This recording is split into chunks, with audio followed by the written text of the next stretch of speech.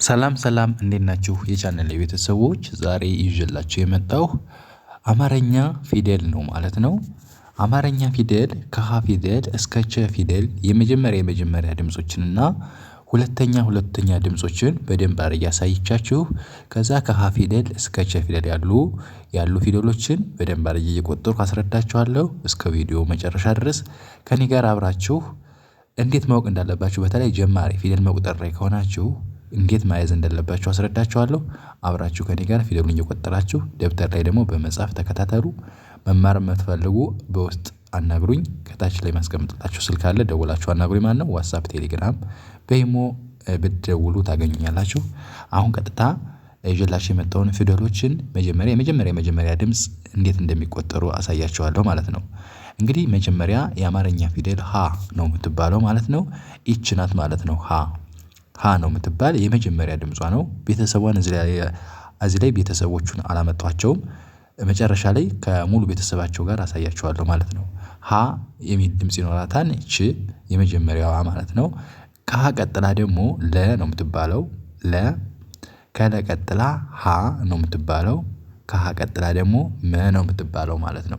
እንግዲህ እነዚህ ፊደሎች ሙሉ ቤተሰብ አላቸው ቤተሰባቸው ጋር በአንድ ላይ ሆነው 7 ናቸው። ለምሳሌ የሀ ፊደል ከሀ እስከ ሆ ድረስ ያለው 7 ይሆናል ማለት ነው። እሱን በኋላ አሳያችኋለሁ ማለት ነው።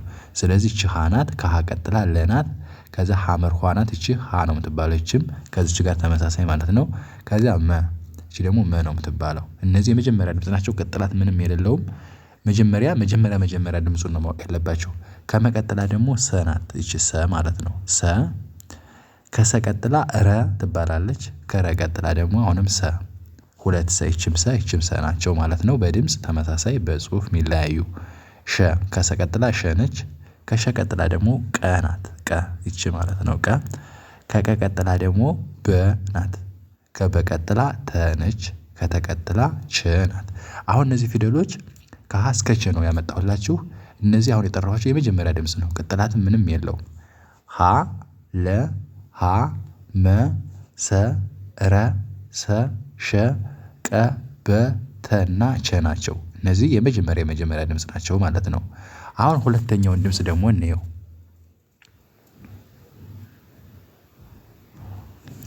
ሁለተኛው ድምጽ ደግሞ የሀ ሁ ሁለተኛው ይሄ ነው። ከጎኑ ላይ ቅጥላት ይኖረዋል ማለት ነው ሁ የሚለው። የለ ደግሞ ሉ ሲሆን አሁንም ከጎኑ ቅጥላት ይኖረዋል ሁለተኛው ድምጽ ማለት ነው። ከመጀመሪያው ቀጥሎ የሚገኙት ሉ የሐመር ኋም እንደዛው ከጎኑ ቅጥላት አለው። የመም እንደዚሁ ከጎኑ ቅጥላት ይኖረዋል። ሙ ሁለተኛው ነው። የሰ ናት እቺ ደግሞ ሰ ናት ሱ ሁለተኛዋ ማለት ነው። ይቺ ረ ናት ሩ ሁለተኛዋ ማለት ነው። የሰ ሱ ሁለተኛዋ የሸ ሹ ሁለተኛ የቀም እንደዛው ሁለተኛ የበ ሁለተኛ የተ ሁለተኛ የቸ ሁለተኛ እነዚህ አሁን ያየናቸው የመጀመሪያ ድምጾች ቀጥለው የሚገኙ ሁለተኛ ድምጾች ናቸው ማለት ነው። ስለዚህ ሁ ሉ ሁ ሙ ሱ ሩ ሱ ሹ ቁ ቡ ቱ ቹ የሚል ድምጽ ይኖረዋል ማለት ነው። ይሄ እንግዲህ ሁለተኛው ድምጽ ነው የፊደሎቹ ሁለተኛ ላይ የሚገኙ የምትለዩት ከጎኑ ቅጥላት ይኖረዋል ሁለቱ ፊደል የማንኛውም ፊደል ማለት ነው። ስለዚህ ሁለተኛው ድምጽ ይሄን ይመስላል ማለት ነው። እንደዚህ በማድረግ መያዝ አሁን ከሀ ፊደል እስከ ቸ ያሉ ፊደሎችን የመጀመሪያ ድምጽና ሁለተኛውን አየን። የሁለተኛው ከጎኑ ቅጥላት ይኖረዋል ቅጥላቱን በማየት መለየት ማለት ነው። እንደዚህ ያደርጋችሁ መያዝ ትችላላችሁ። አሁን ደግሞ የማሳያችሁ ሙሉ ቤተሰቦቹን ከሀ እስከ ቸ ያሉ ፊደሎችን እየቆጠርን እናያለን ማለት ነው። እሺ አሁን ሙሉ ቤተሰባቸውን ላሳያችሁ። የሀ ፊደል አሁን ያየነው ሀንና ሁን ነው ማለት ነው። ሀንና ሁን ይችኛዋ ሀ የመጀመሪያዋ ድምጽ ነው። ይችኛዋ ደግሞ ሁለተኛው ድምጽ ነው። ስለዚህ ሀ ሁ ሂ ሶስተኛ ማለት ነው። ሀ ሄ ህ ሆ ብላችሁ ትቆጥሩታላችሁ እንግዲህ ማለት ነው። ሀ ሁ ሂ ሃ ሄ ህ ሆ ብላችሁ ትቆጥሩታላችሁ። ቀጥሎ ከሀ ቀጥሎ ለ እናያለን። ለንና ሉን ሁለቶችን እናያለን። መጀመሪያ በትልቅ ያሳየኋችሁ ለሉ ሉ ሁለተኛ ቅጥላት ይኖረዋል። ሊ ሶስተኛ ላ ሌ ል ሎ ይላል ማለት ነው። ልድገምላችሁ ለ ሉ ሊ ላ ሌ ል ሎ ይላል ማለት ነው።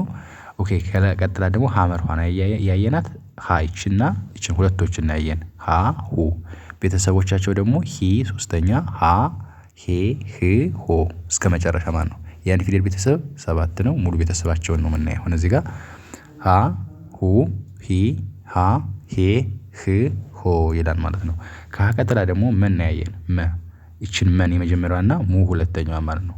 መ ሙ ሚ ሶስተኛ ማ አራተኛ ሜ ም ሞ ይላል። ድገመው መ ሙ ሚ ማ ሜ ም ሞ የሚል ድምጽ ይኖረዋል ማለት ነው። ኦኬ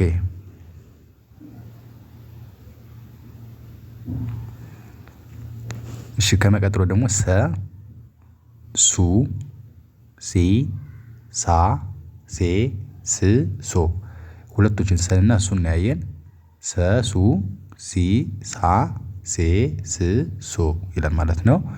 ኦኬ ከሰ ቀጥላ ረ ነች ረ እሩ እሪ እራ እሬ እር እሮ ይላል ማለት ነው።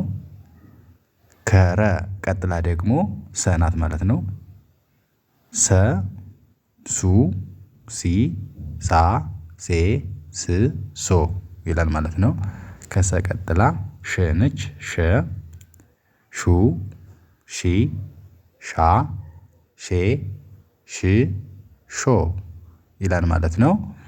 ሸ ሹ ሁለቶችን አይተናል ቅድም ሺ ሻ ሼ ሽ ሾ ይላል ማለት ነው። ኦኬ ከሸ ቀጥላ ደግሞ ቀ ናት ቀ ቁ ቂ ቃ ቄ ቅ ቆ ይላል ማለት ነው።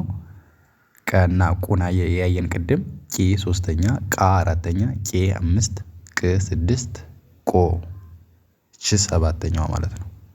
ከቀ ቀጥላ በንና ቡን ሁለተኛዋ ማለት ነው። በቡ ቢ ባ ቤ ብ ቦ በቡ ሁለተኛ ቢ ባ ቤ ብ ቦ ብላችሁ ትይዙታላችሁ ማለት ነው። ከበቀጥላ ደግሞ ማንን ያየነው ተን አይደል ተን ተ ቱ ቲ ታ ቴ ት ቶ ተንና ቱን አይተናል ቅድም ቲ ሶስተኛ ታ አራተኛ ቴ 5 ት 6 ቶ መጨረሻው ማለት ነው። ከተቀጥሎ ደግሞ ቸ ነው ቸ ቹ ቺ ቻ ቼ ች ቾ ይላል ማለት ነው። ቸንና ቹን አይተናል ቅድም ቸቹ ቺ ከዛ ቻ ከዛ ቼ ከዛ ች ከዛ ቾ ይሄን ይመስላል። እነዚህ ፊደሎች ነው ያየን ማለት ነው ቅድም እንደዚህ አድርጋችሁ ፊደሎችን አሁን ዛሬ ያሳየኋችሁ ከሀ ፊደል እስከ ቸ ፊደል ያሉ ፊደሎችን ነው ማለት ነው። በደንብ አድርጋችሁ በማየትና እኔ ጋር አብራችሁ በመቁጠር ፊደሎችን መያዝ ትችላላችሁ። ከተመቻችሁ ላይክ ሼር በማድረግ አበረታቱኝ ማለት ነው። አዲስ አመት ሰብስክራይብ ማድረግ ትችላላችሁ። እንደነዚህ አይነት ነገሮችን እለቅላችኋለሁ በኮሜንት አስታውቁኝ። መማር የምትፈልጉ አናግሩኝ አስተምራችኋለሁ ማለት ነው። የዛሬ ቪዲዮ ይሄን ይመስላል። በሌላ ቪዲዮ እስከምመጣ ሰላም ሁኑ። ቻው